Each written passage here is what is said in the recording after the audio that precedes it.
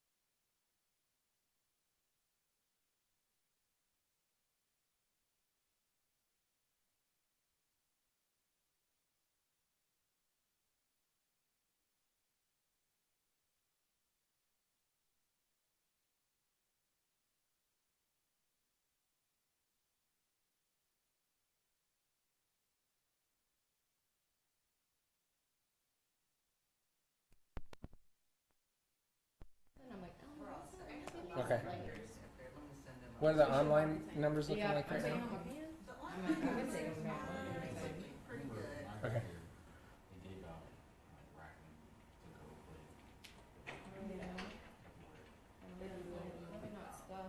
How many people are watching me eat right now?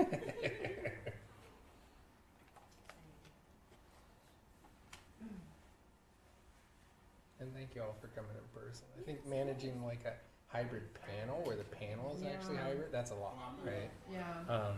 So it's nice that we're doing this in person, and then we can extend our reach by Yeah. folks, Sure. getting to zoom in. Yeah, it's like very accessible stuff. And then if the production quality is what we want, then it'll be available online too. So the intent is to have it on our YouTube channel, Okay. the university's YouTube channel. So. Oh, okay. I'm gonna put my play away. Andrew, I go, I got them in like, oh, Bouchet is the channel. Like, oh, they were like, Yeah. the whole time. She was living her best life. Yeah. She was enjoying her life. All right. I'll move it. I'll move it. So I feel self-conscious. Oh.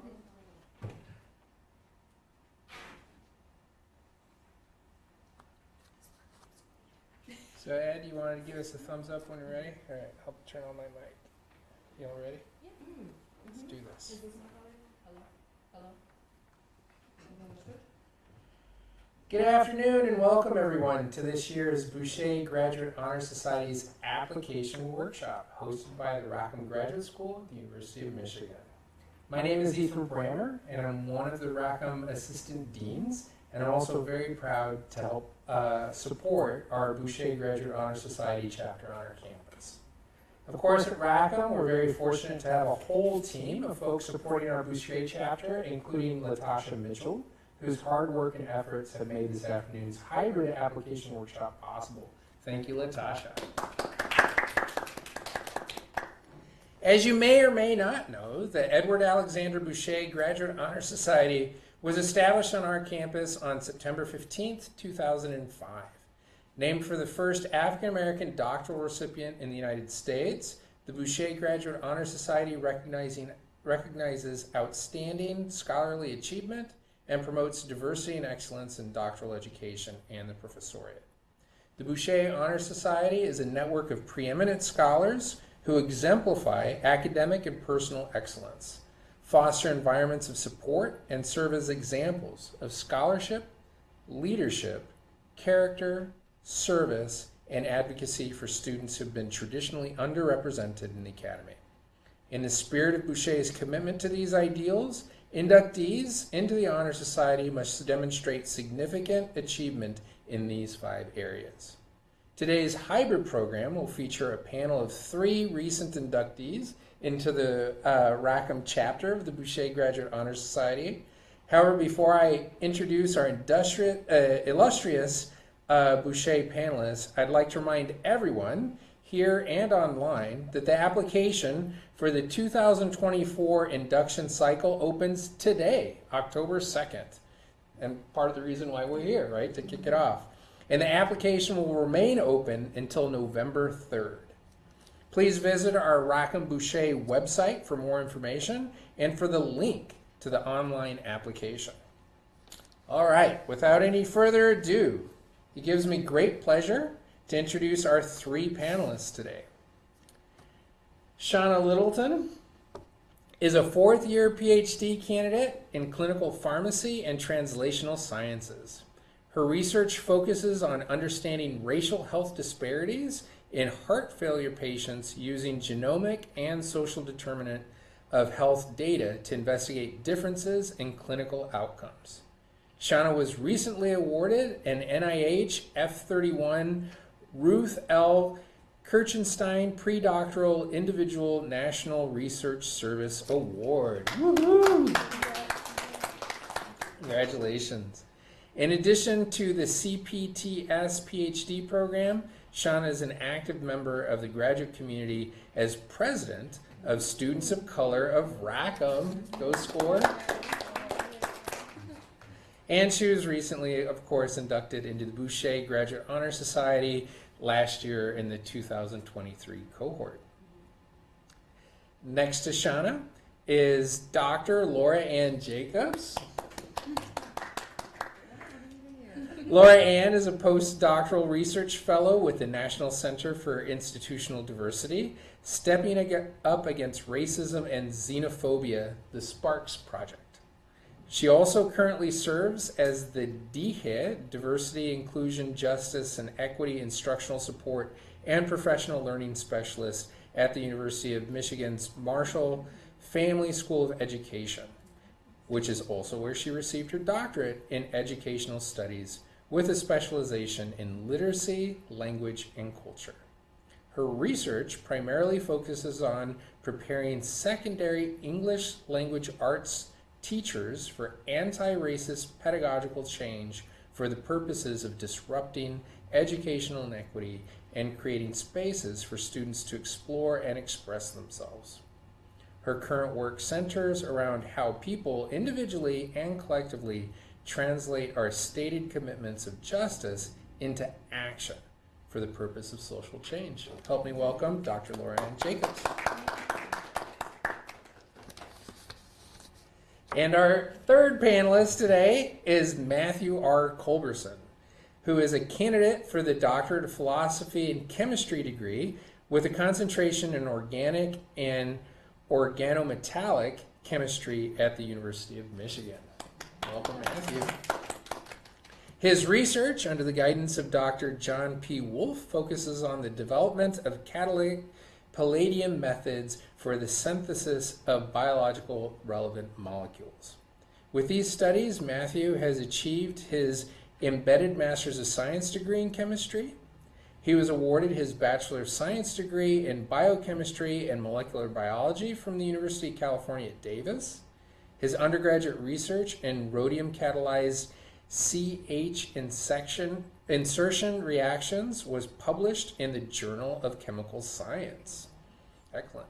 Across his entire academic career, he was granted over 30 scholarships, awards, and honors, including the NASM Ford Foundation Pre-Doctoral Fellowship Honorable Mention, the University of Michigan Rackham Merit Fellowship, yay RMF, Alpha Kappa Alpha Educational Advancement Foundation Scholarship, 100 Black Men of America, Future Leader Scholarship, and the Ronald McDonald House Charities Scholarship.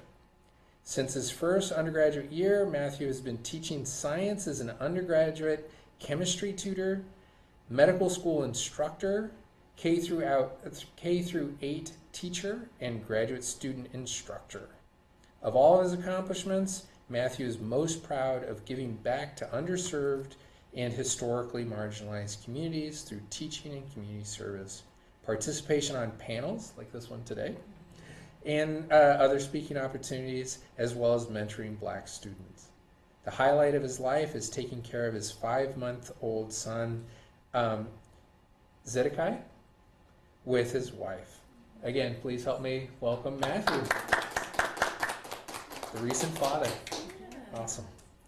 All right, so we'll start with a couple of questions. I'm just wondering from each of you, if you wouldn't mind responding, maybe in the order, Laura Ann, Shauna, then Matthew. Why did you originally decide to apply to the Bouchet Graduate Honor Society?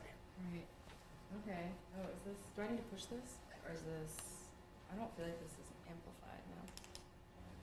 Hello. Yeah. Oh, thank you. Hello. Thanks. Why did I originally decide to apply? Is I had some friends, peers, colleagues who had been in previous cohorts who had mentioned it to me as we had been collaborating on different things. So they recommended it to me, and I didn't know much about it actually. And then when I had learned more on the website about the life of Edward Bouchet and also about what the organization, like what the chapter does here, and learned a little bit more about the work that happens at Rackham, and learned more about the individual members of each cohort, it seemed like something that was really that I wanted to at least try to be a part of. So it started off from someone having recommended it to me, and then it became this like kind of deeper learning for myself that was inspired to me to think about. Hi everyone, thanks for joining me. My reasons for applying were very similar to Laura Ann's too, just being recommended and told about the Bouchet Honor Graduate Society, and again, doing some digging on my own too, especially after reading the 5 characteristics or pillars. Like, it just seems so natural that a lot of my own personal and professional academic experience fit into those pillars too. And so just knowing that, okay, well, there's a whole community of these people who obviously, you know, fit within those pillars as well. Like, I was very excited to get to know them as well, and having that community and that network of others within the Graduate Society that do research similar to mine, have professional and academic goals similar to mine. Yeah. I'm going to echo my colleagues, the same, very similar. So originally I got an email about it, and I had not heard about it before then. And I had various people, both professors and student colleagues, approach me and say, hey, did you hear about this? You should apply to it. And usually when that happens in life, that means you should probably do that. At least that's been true throughout my life, is things that come up, like where people keep encouraging, it's probably for you, and that's why it keeps happening. And God, for me as a religious person, it's like, okay, this is God trying to show you something.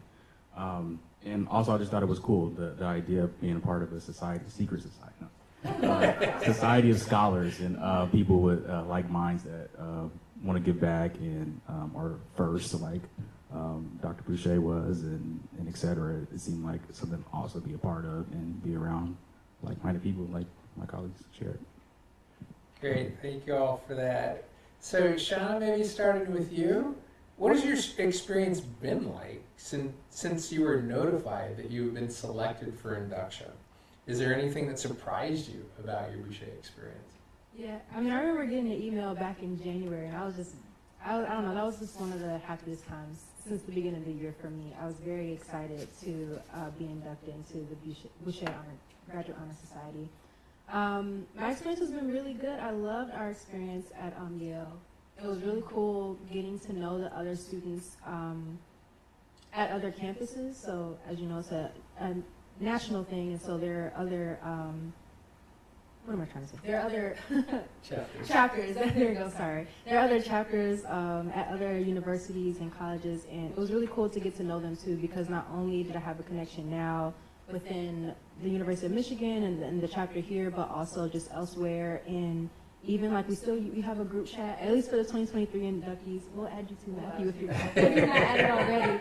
But just like seeing their accomplishments and sharing accomplishments there, if they got a grant or recently awarded something or published a paper, like it's just really cool to see and celebrate with them.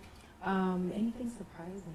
I think I was not necessarily surprised, but really just amazed and impressed with all the amazing research that everyone was doing. Like, one of my favorite parts being at Yale, where we had like breakout sessions where people were able to present their research in a short form discussion, like a 5-minute or so presentation, like 5 to 7 minutes or so. And I was like really blown away, not only from like the University of Michigan students' research, as you heard, like a quick scope of our research, but like when we're able to present it, even within like 5 to 7 minutes, I was like, whoa, like we're really going to be changing the world out here with our research objectives and goals and things. And then also hearing others from other chapters and their research interests too was just like really fun and very impressive to hear. So I'm really happy to be a part of this community where we can continue to follow their research and their professional endeavors to whatever they will become in the future. Great, thank you, Shauna.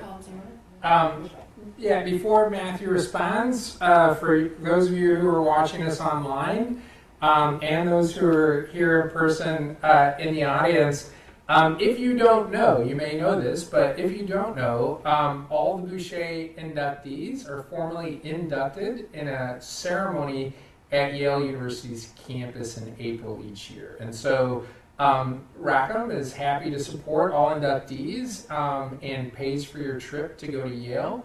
During that Yale induction ceremony or subsequent to it, on the following day, there is a Bouchet annual conference as well. And so we support our inductees' participation in that conference as well. And so we're really honored. But you're right, you enter a national society. It really is a national society of like-minded folks who are doing research, right, to advance the same kind of social justice that all of you are committed to. So, Matthew, what was your experience like? Did anything surprise you? Oh yeah, I'll start with that actually. So after I applied and was awarded and inducted, I had posted it on Facebook or Twitter, one of them, and I had someone that I knew back in California, where I'm from, reach out to me and say, "Wow, this is amazing! I started the chapter at Howard back in." So shout out to Marnell Goins, that's who it was, and she was just happy to see that, you know, the progression of it and how it's continued generation, and I'm in it now. From something that started, we thought was small, you know, it was just a few people that worked with Yale to start the Bouchet Society. So that was surprising. Also, just being awarded inducted. At the time, I was going through a lot. In fact, I was, as you guys were talking, I was remembering my brother was murdered in Compton around that time. And I remember having to get up there and do a speech and thinking about, like, you know, wow, I lost my brother. I'm going through a hard time, but I'm still inspiring people, and I know he would be inspired if he saw me. You know, every time something happens, they're always telling my brother, "Hey, look, your brother's doing this." So it was a light at the end of the tunnel, or in the darkness that I was facing at the time. So yeah, I grew emotionally, spiritually. New opportunities arose from being connected to the society. People, they see it on your email or they see you on the website, and they're like, okay, so, you know, verified. It's kind of like a little check mark for you. So yeah, those are the things I would say. Yeah. Yeah, thank you, Matthew. And again, you know, our hearts go out to you and your family. But we're glad that Boucher is a community, right? And people care about each other, and we support each other as part of this Boucher community. And then you realize that it is a national community, and there's a generation that came before, right? Like the previous cohorts of inductees, and everybody supports. Like, it's a national community of multiple generations that you can depend on. Lauren, what was your experience? Anything surprised you? Right, thank you. Yeah, thank you for sharing about your experience also in many ways, Matthew. I think it's also, you know, we are whole humans who live whole lives here, and we're not only scholars and we're not only students, but there's so many things that happen externally to us, and it's yeah, it's nice to remember that also, and thank you for sharing of your experiences. For me, my experience is maybe similar to Shauna's in the sense that we're in the same cohort of this past year. I thought that the experience at Yale was really amazing, and it was just wonderfully coordinated with Ethram and Tasha, and also Askari rushing. Shout out to Askari. All my love. Yeah, so yeah, so it was really interesting, and it was, I think, the first in-person in a while post the COVID, or in a few. We didn't do the Yale. Yeah. I didn't experience it yet, going to Yale. Hopefully it happened. But it was after the pandemic, so we didn't get to experience that. But yeah. So, thank you, sorry. I don't want to misspeak, but it was, that was a really fun experience, and it was really amazing to connect, because as, even at the University of Michigan, we're across so many different schools, colleges, disciplines. Like, I have the deepest admiration for each of you, because the words in your bio are some I've never heard.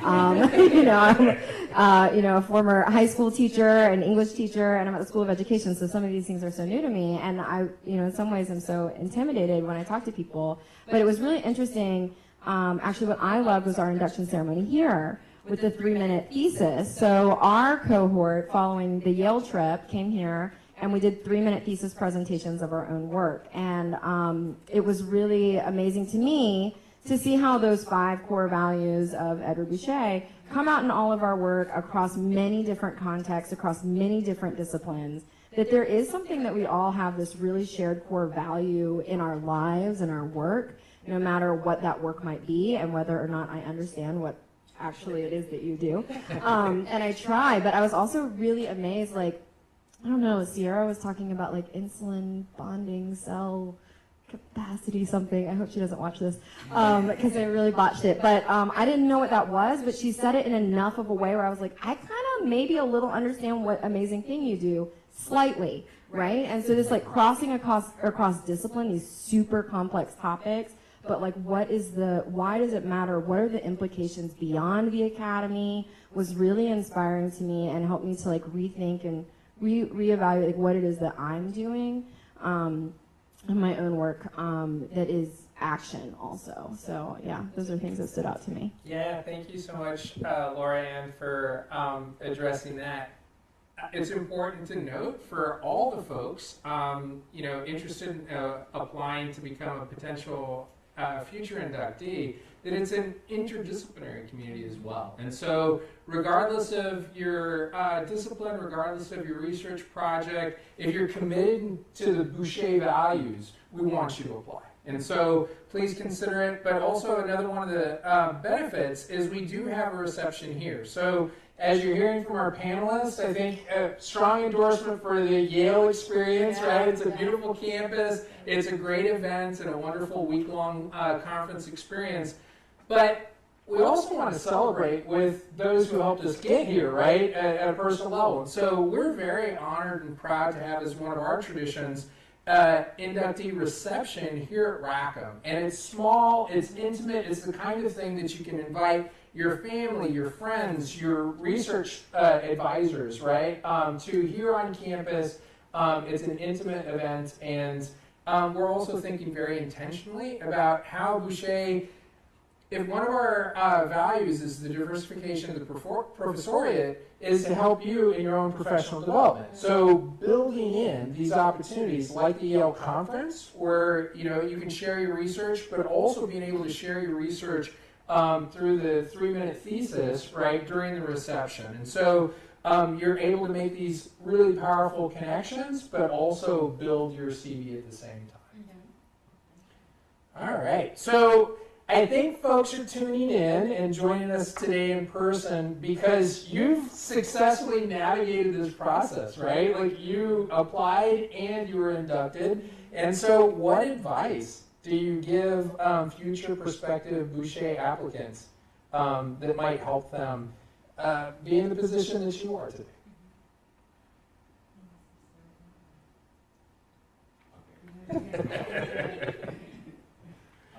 I would say just be authentic, your authentic self, especially in your essay.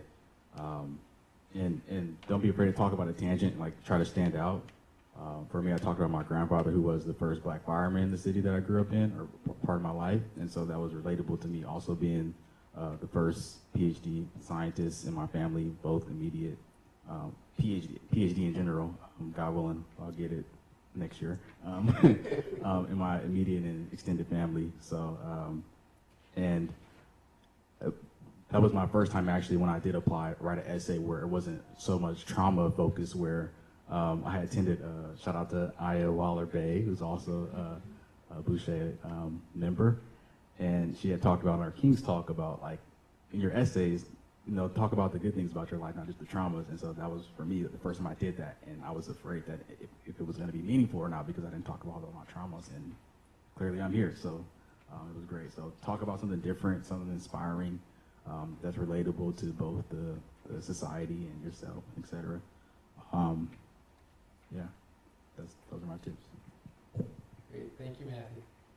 Yeah, I would just like to echo on what Matthew said, especially with being authentic. So, I mean, looking at the website and also doing, your own research on Edward Bouchet and the Graduate Honor Society after him, and those pillars especially, and figure out ways in which authentically, like your life, your academic experiences, your professional and personal experiences, like fit into those pillars, and what you do in your day-to-day like fit into those pillars. A lot of the times, especially with our research, as you see here, naturally, lends itself to the disciplines for Edward Bouchet. And then also, if you're doing anything outside of your research, especially with you all being active members of the community, I see 2 SCORE members here, so I just want to give you a shout out. And then also, like, just other ways that you're active, or even was active, like, in your undergrad, or wherever.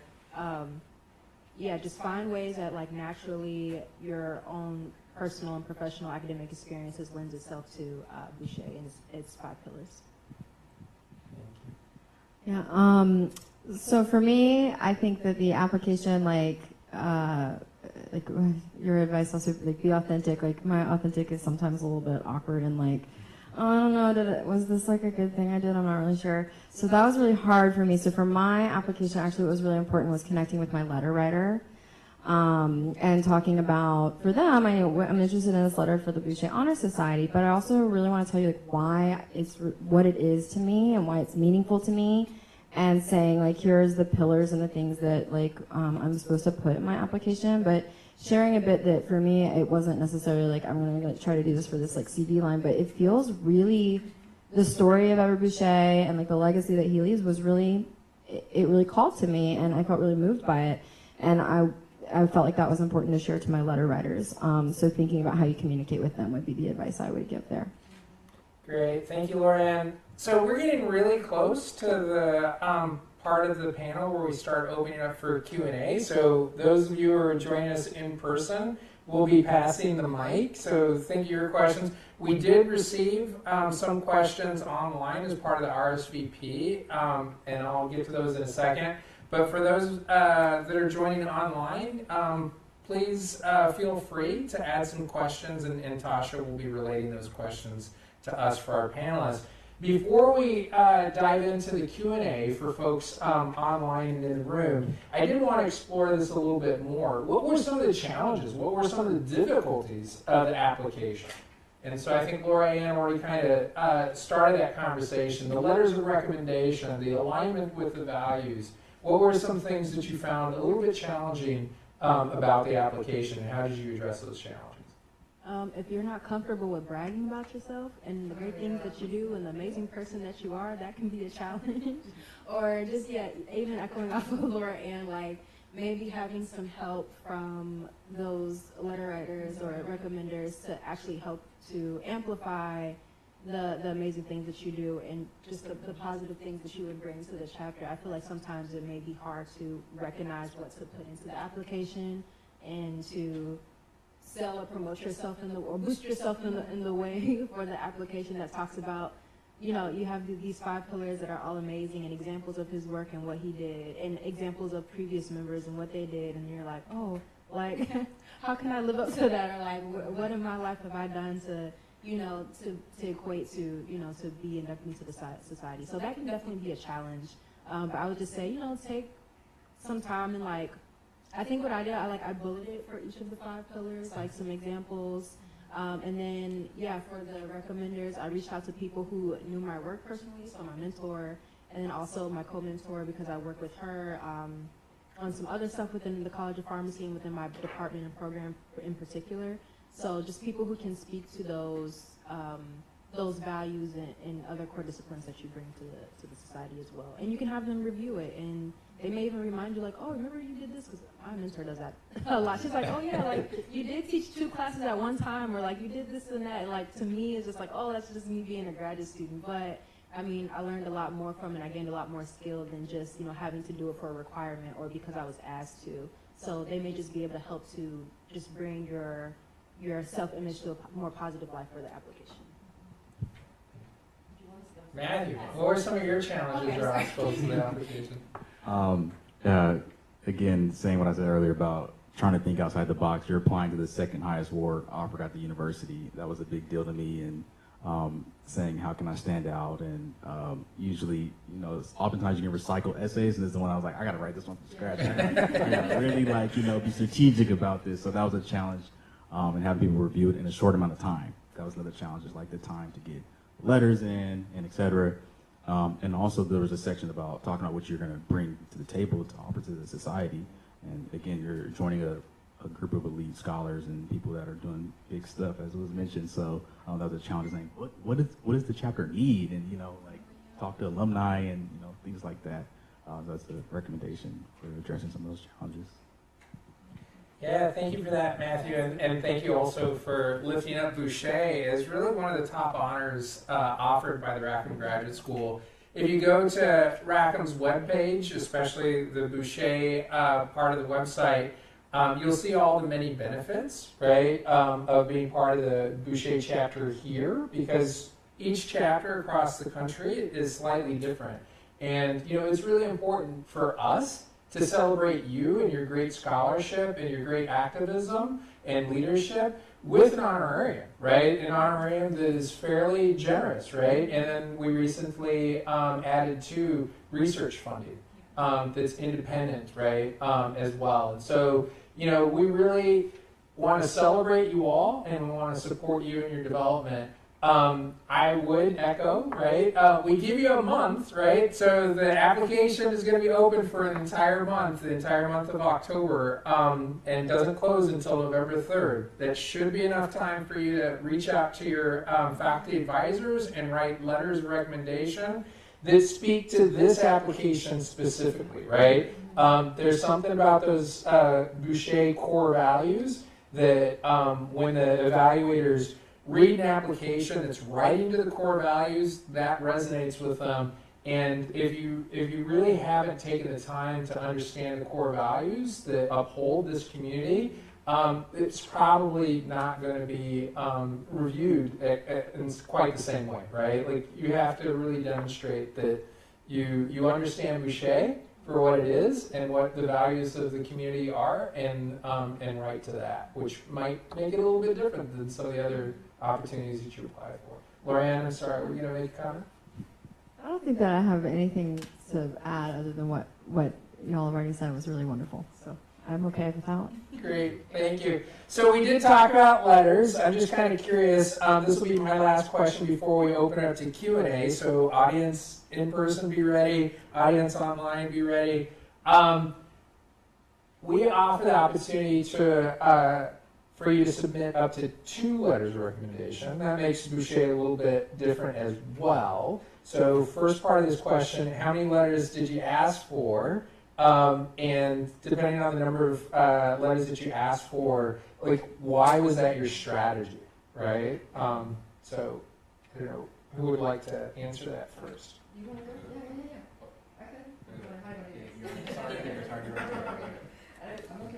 Yeah. Yeah, so thank you for asking that. I think I requested 2, and ended up with 2.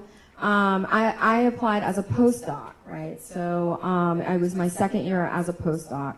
And I'd actually applied in my first year as well, but I was in a situation where, I felt that the person who knew my work the best was my academic advisor, who left academia when I had completed. Our timelines were similar.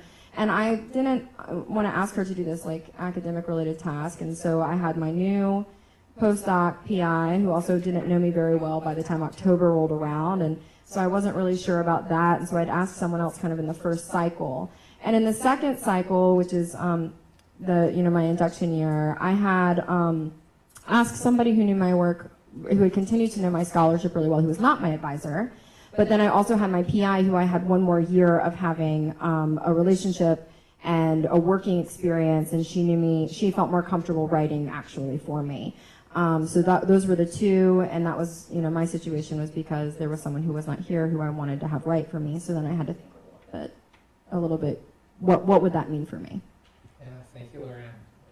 Sean or Matthew? How many letters and why? Yeah. I just asked for 2, and just to reiterate, I asked my mentor, my PI, and also my co-mentor. Both of them they're both in my committee, and I see them all the time, so they know my research very well. My main mentor obviously knows a lot of more of my background, my research interests, and because I see her on the weekly to sometimes 2 times a week, she knows a lot of the things that I have going on in my personal life, especially with my responsibilities outside of my work, which is SCORE, and then with GSI and things like that. So she was able to speak more to me as a whole and as a person. And then my other co-mentor, again, she knows a lot about my research too, as she's on my committee and helped me with my project. And also, I do things with her specifically within the College of Pharmacy and specifically within our department. And so, yeah, she was able to speak to, address another side of me, I guess, too. So, yeah, just find people who are able to speak to those parts of you, to highlight those things that you plan to put in your application, and may just know you a little bit more personally and have that personal touch in their letters. I agree. I'll echo that. So I was very strategic, and I recommend you be strategic and intentional about your letter writers. I requested 2, and they were not my PI, because as a scientist, my PI only knows mostly about what I do. I have as a scientist, that couldn't speak that much about kind of the outreach part. But I had people on my thesis committee submit letters for me, and that was Dr. McCory and Dr. Montgomery in the chemistry department, both who saw me work in 2 different committees that I was in, 3 different committees I was in the department. And that was no Bouchet, community, it's called community, in chemistry, and the diversity committee. I was part of the faculty diversity committee. So they saw my work ethic and could speak to that and how that applied to the pillars. So be strategic and intentional about who you're choosing to write that can speak to that and add that personal touch of those that shared. Great, thank you so much. That's precisely why I asked. And also that was our motivation to allowing for 2 letters as well. Because for those watching online or in person, you're only required to submit 1 letter. But we found in previous cycles is precisely what you all have been saying, is that some folks know your research really, really well, right? But there are 5 core values, and of course your scholarship or your research is one of them, right? It's undoubtedly one of them, but it's not the only one, right? And some folks don't know all of your great leadership, right, or your advocacy. And so your community engagement kind of work. And some people, that's the part of you that they know really well, right? And we've been laughing about, my PhD is in English, so, the STEM folks always kind of test my English speaking ability, right? And so folks know your community engagement, they know your leadership, but they may be from a different field, right? And offer mentorship in a different way, and they don't necessarily know or completely understand your research, right? And so having the opportunity to submit 2 letters of recommendation is an advantage, but it's not a requirement. And so think carefully about how you might include either 1 or 2 letters. Sometimes you do have a mentor that just really can speak to all 5 values. But I think if there's something that continues to be repeated as a theme, is the application really has to speak to those Bouchet core values, right, at every level. So the first question that I'd like to ask comes from somebody who RSVP'd as part of their RSVP. And I'll answer this myself before pivoting to some of our audience questions. Can you apply to get into the Bouchet Honor Society as a senior level PhD student?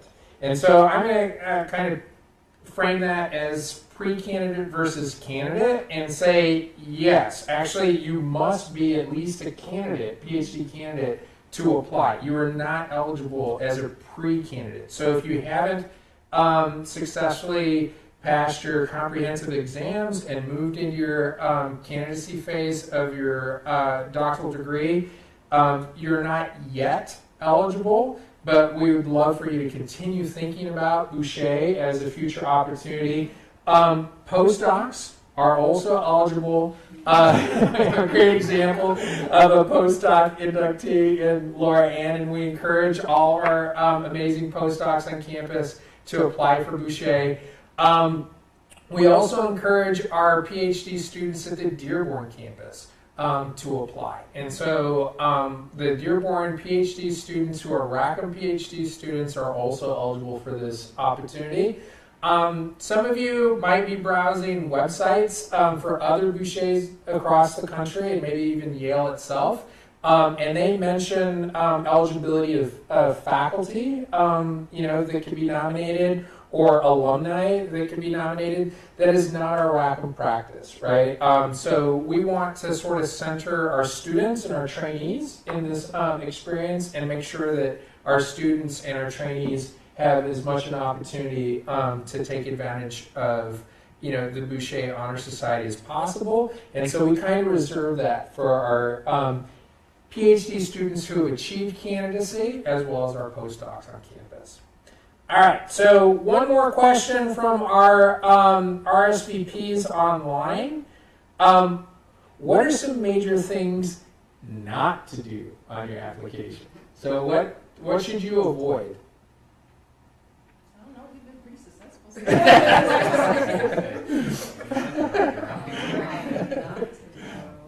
I guess kind of obvious is don't lie, because some things can be cross-checked, especially if somebody is on your, like for example, we got to read through applicants. That was an opportunity that was given to the Bouchet alumni that can read through the people that are applying. And if someone knows someone and they like, that is not, they never, so just don't lie. Be truthful. That's always good advice, right? Tell the truth. Any other things to avoid?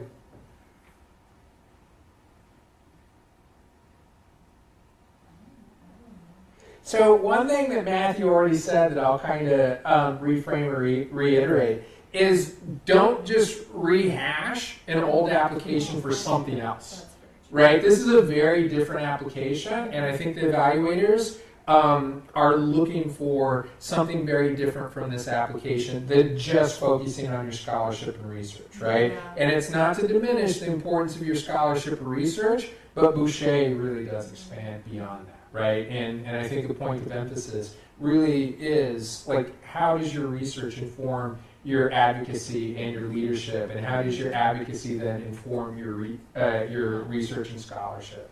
Go ahead. On that note, make sure you double check instructions. So don't not read instructions, and make sure you're in the margin and meet all the limits for everything. That's something I thought about.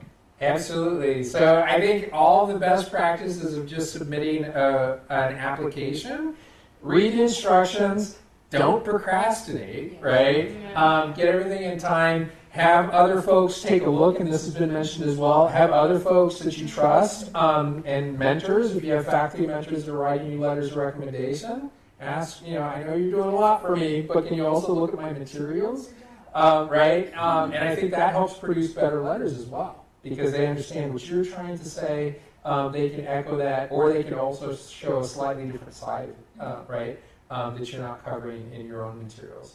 And so all the good practices about applying to these kinds of opportunities, read the instructions, don't wait till the last minute, and try to understand, what it is that folks are asking for this opportunity. So study our website. It's all online. So with that, and this workshop as well is an attempt to help, support our prospective, future inductees. And so watch this video. And so with that, maybe we'll take a in-person question if there is one, and I'll be happy to carry the microphone over to anyone that has a question in the room. Thank you, Matthew. Thank you. I guess my question is, we talked about some of the challenges of the application, but I guess what was the most meaningful part of the application for you all?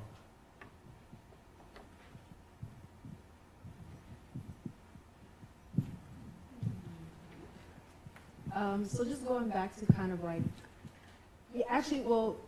the challenge was a meaningful part. So being able to talk about some of the really amazing things that I've done within my professional and personal academic career, I was it just allowed me to reflect on all the things that I've done, either from, I think even from, I mentioned some stuff from high school even.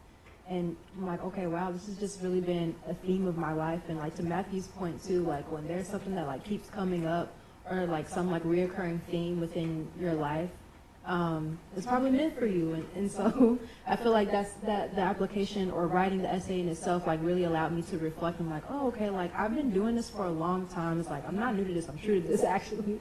And so I think that was something really meaningful, just to take the time, reflect, and actually see it. And now I have actually a small body of work where all my accomplishments are, within the 5 pillars of Bouchet are actually listed and are there. And it's a good reminder too. It's just a self-healing point. Maybe in terms of some challenges or things, I think Matthew, when you talked about the how will you contribute on the application, I had I revisualized when you click the portal. There's a few other questions besides the essay, right? So there's the question of how would you contribute, or what types of programming would you like to see? And that was something that I hadn't necessarily, worked on, my application and things like that. But in the portal, I was I haven't thought about this yet. And it was kind of challenging for me to think about the things that I wanted to ask for, or the things that I would hope would come out of it. As a postdoc, it's a very specific training period. Is what a postdoc is. And so I was thinking about, maybe this is a time where I could ask for things that would support me, because I think this is a community that actually would create those opportunities and support me in that. That was a different way of thinking, and thank you again for all the many connections and opportunities that I've had through Bouchet. But that's like another little piece of the application in and of itself, would be to preview the portal and see what other smaller questions are in there, and then to also like really think within yourself, like what is it that I want from this community, or that I hope would come from it, because I think Ether and Tasha do amazing work at like listening and getting feedback, and then like making it what we as a community hope it would become. So thank you to both of you. And it influences future chapters. When you think about like things that you would want, that's probably something that somebody will also want or benefit from in the future too. Yeah, thank you, Lorianne and Shannon. If I may, this is a great reminder. So the Bouchet Graduate Honor Society is an honor society, and we do honor you and we celebrate you, but we here at Rackham think of it as a learning community, right? And that you're actually entering into a lifelong learning community, right, that has generations that came before you. We're hoping that you provide mentorship, right, to the generations of inductees that come after you. But it is a national learning community. And so even this afternoon, Washington University at St. Louis has a workshop, right, that's open to all Bouchet. We just had a team of folks, including Latasha, who just came back from Howard and the Howard Fall Forum, right? And we're lucky to be able to send some students to that. In December, Virginia Tech is going to have a postdoc symposium. And I'm going to go to Virginia Tech for that, and looking forward to being able to take a postdoc or two with me to engage in that national conversation, right?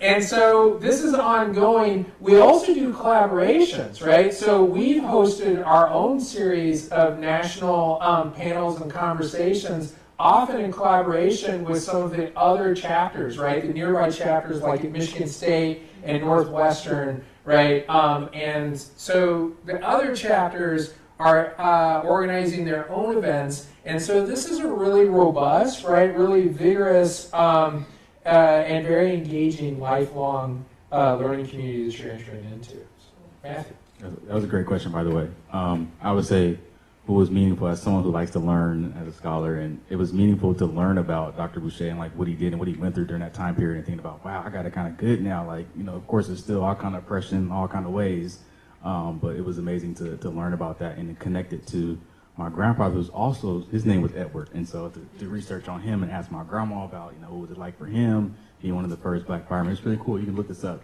They were part of a team called the Dirty Dozen. And it was him and a few other minorities, even some Hispanic descent. And they were like known throughout all of California as the first to be, you know, of minority descent in a profession like that, where it was not reflective of the communities that were around them. So it's cool to do that research and to realize how impactful someone cared about, you know, people of marginalized communities being in spaces, and to see like Bouchet being that same kind of thing. And so it's cool to see what the alumni and us will do next with that. So that was very meaningful. Yeah, good question. Great, thank you so much. More questions in the room? And I encourage online folks, please submit your questions online, and Tasha is communicating them to me.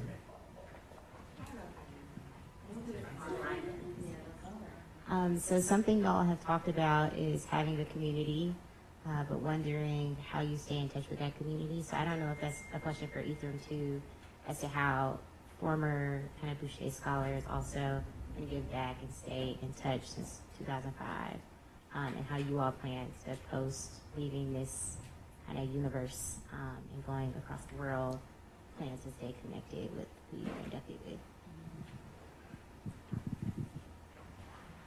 How do you stay in touch? How do you stay in community? It's a great question. Thank you. Thank you for asking that question. We have our cohort, as Shauna mentioned, we have a WhatsApp group chat, and we I know especially when Adriana or Sierra, we had a few people defend their dissertations incomplete actually after our induction. We were like, oh, like, you know, party popper, like yay, like dancing person, like emojis. Oh yeah, and even went to support or watched on Zoom, like announcing people's stuff. When we were at Yale, people found out that we had this kind of like little group chat where we were like trying to figure out like where y'all going for Or like, what are you doing in the morning? Or where has anyone gotten coffee? Is there a good coffee shop or whatever?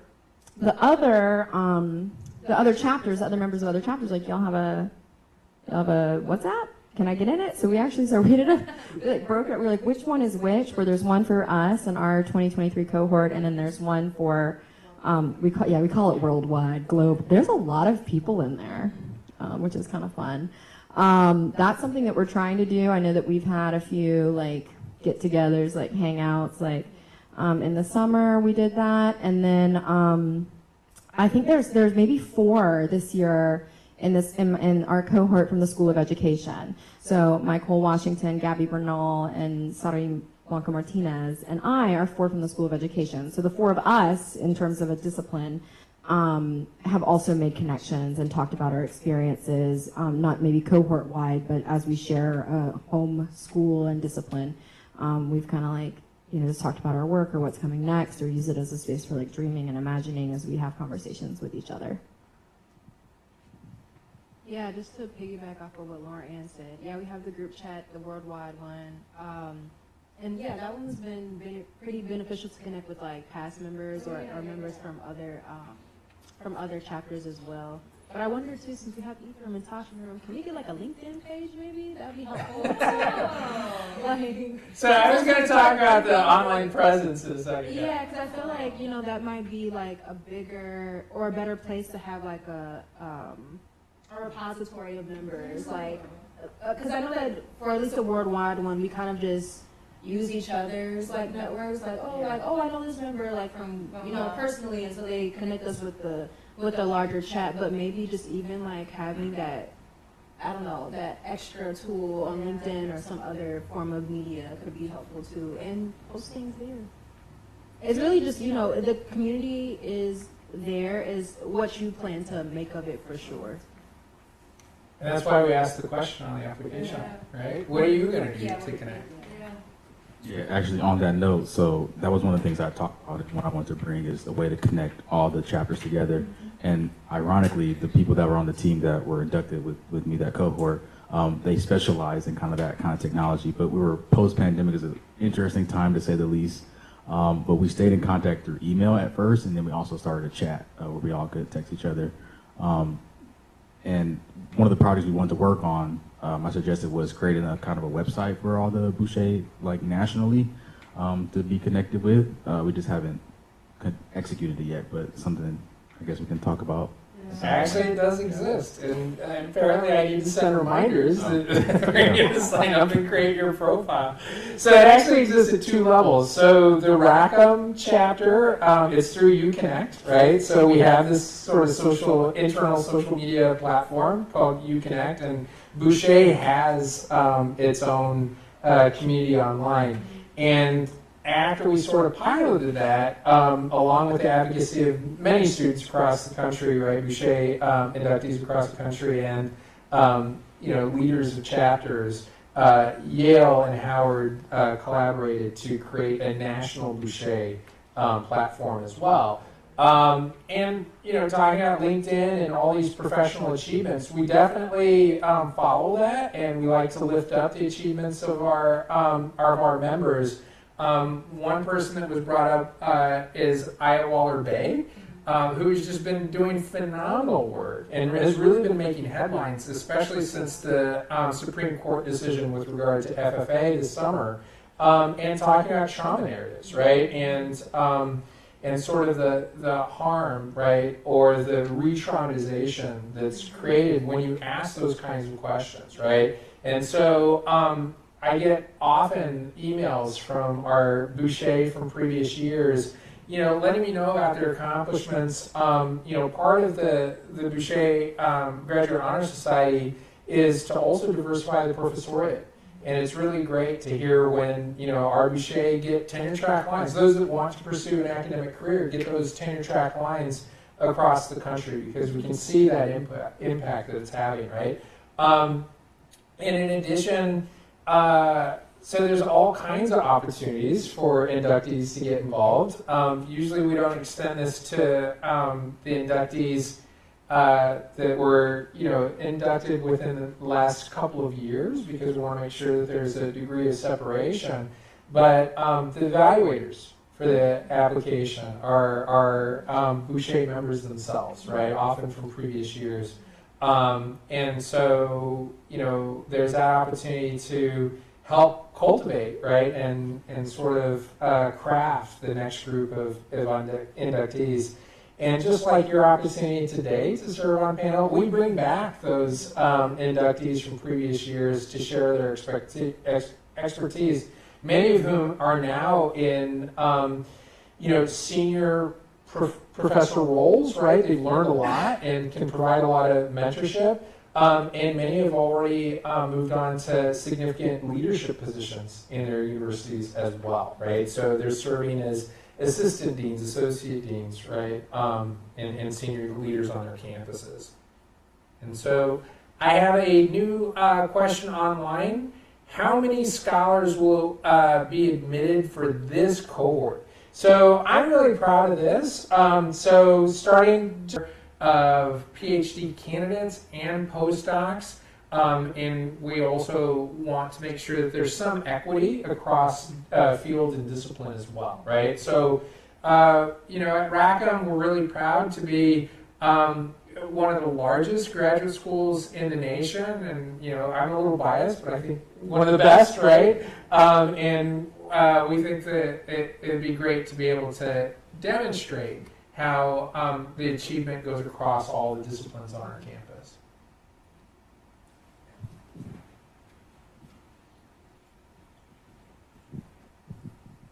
Thank you for all the information. I wanted to ask regarding just overall programming and structure. So I know that one of the questions you mentioned was what do you think or would you like to see or recommend to see, right? Is there every year a typical, I know that this is gonna be, for example, I'm part of a fellowship, we know that we're gonna have career chat dinners, that's always gonna be the case.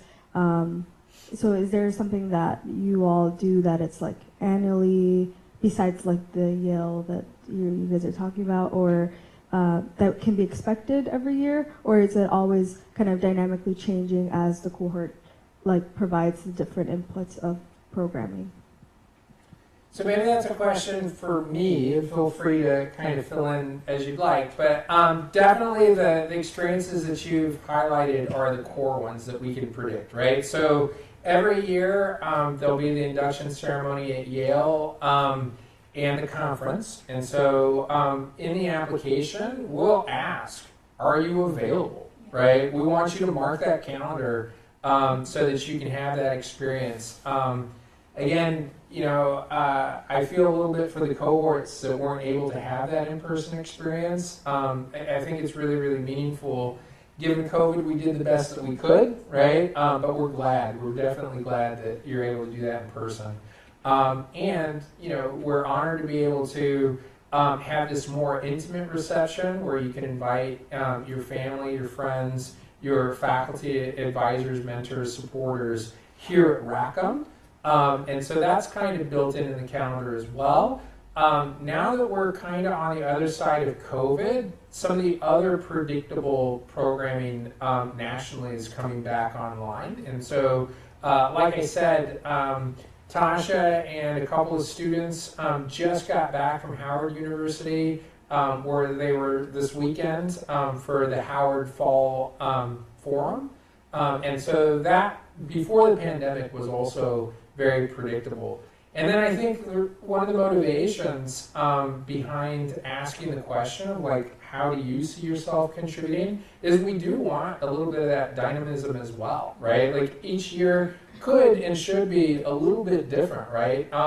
And so I remember one of our first workshops was the result of a conversation with one of our recent Bouchet inductees at the time, after having received a tenure track offer, right? The Bouchet inductee kind of looked around at other people, right, in that tenure track cohort at that institution, and realized that they got a little bit more, right, than that inductee did. And the inductee began to wonder, as a first generation, low income, right, just glad to have achieved the ultimate sort of career goal for that person. They didn't know anything about, contract negotiation, or that you could even negotiate your contract as a tenure track faculty, right? And so, again, if part of our mission is to diversify the professoriate, like that conversation is really, really important. I'd like to maybe do it again. It's been a while since we've had that conversation, and really break down, like, now you have your assistant professor offer letter. What is negotiable, right? What puts you in a position to be successful so that you're on track to become a tenured faculty member? And so you can continue to do that work of providing, diverse mentorship and scholarship and leadership, right, on that campus. And so I think, that's why we kind of construct it the way that we do. We have some things that you can definitely count on are going to be part of your experience. And then we also want to make each year slightly different and responsive to the needs that exist on campus at that time. Anything that you all would like to add? Yeah. Okay. All right. Do we have any more online questions, Tasha? No, not at the moment. All right. So I think we're explaining things well. Maybe. Any other questions in the room? All right, so I'd invite you either in person or online to visit our Rackham Bouchet website. We should be making this video available as well on the university's YouTube site. Wanted to thank Michigan Media for providing us with support with production. If there aren't any other questions, maybe I'll just ask you all one last question. Last bits of advice, like what would you encourage somebody who thinks that they might want to be part of this great lifelong learning community? Any last bits of advice that would help them maybe help them make the decision or help them on applying to this great opportunity? Maybe we'll start with you, Matthew, and come this direction. Yeah, do it. I think that's a hard thing for some people. Just apply, just to have the confidence. You can do it. Apply. Shoot your shot. They say chances make champions. Take your chance. So, and that was what it was for me. I didn't think again, one of the highest awards offered. So, just apply. Do it. Highly recommend. I agree. I was just going to say, if there's any inkling that you may want to do it or you're just kind of on the fence, just go ahead and make the decision to do it. The application itself is very straightforward, and hopefully that we've explained a lot of it and what to expect from it especially. The hardest part is just, figuring out how to tell your story and not hardest part being authentic, but be authentic to yourself and figure out how to tell your story. And yeah, last piece of advice would just be to get on it early if you can. So if you're deciding within like this first week or so, do your research that you need to do, look up those 5 pillars. You can use my example of bulleting under each pillar what, has already happened or in your personal, professional, academic lives that you can attribute to those pillars and work from there. It's really not as difficult as it seems or as we may be talking about it. So yeah, just take your time. Well, take your time and also to also not procrastinate on it either. So yeah, so then you have enough time to do it. I think I just want to, there are a few things that each of you have said that really stood out to me, which was like, don't recycle. And another thing would be the advice and to think about something Ethan mentioned about like not only the research and scholarship, but also so much of like your advocacy and your engagement in community is really important. And that was something that maybe in other applications at the time that I was doing, I was foregrounding my research and I was foregrounding what my dissertation was on and what I did in teaching. And actually the things that were most meaningful to me and the things that I was most proud of were actually ways that I had contributed to community here, either at the University of Michigan or in communities elsewhere. I'm part of a Korean adoptee community and a Korean American community, and that work was really important to me. And so trusting myself that actually I knew, how to be authentic to myself was also trusting myself in the things that mattered, and letting those things, the things that lead me in my life, also lead me in some way in the application as well. So those would be things I would mention. Great, thank you so much. And if you all would be so kind as to help thank our panelists, Shauna Littleton, Lauren Jacob, and Matthew Colderson, for their important insights and helpful recommendations. I might be imagining things, right? But it felt like when Matthew said, just do it, like he did like this mini mic drop. Yeah. Right? And so one other thing, if you applied before, right? So candidates, PhD candidates, whether you're a third-year candidate, fourth-year candidate, fifth-year candidate, you can reapply, right? And that shows persistence, and that also shows dedication to your desire to be part of this lifelong learning community. Same thing with postdocs, right? So whether you're a first-year postdoc trainee, second-year postdoc trainee, continue to apply. I think that shows your commitment to Bouchet. So I would recommend that as well. If at first you don't succeed, try again, right? And that's part of that legacy of Bouchet as well in terms of persistence and resilience. And so with that, I'd like to thank you all for being part of our audience and joining us today, both in person and online. And I'd like to remind you that the application for the 2024 induction cycle opens today, October 2nd, and the application online will remain open until November 3rd. Please do not procrastinate, right? Get your applications in, talk to your recommenders. For more information, please visit our Rackham Bouchet website, where you will find everything that you need to know about Bouchet, its benefits, right? The community, its past inductees, the legacy of Bouchet himself, as well as the link to the online application. And so with that, again, our sincerest thanks for joining this afternoon, and we hope to see your application soon. Thank you.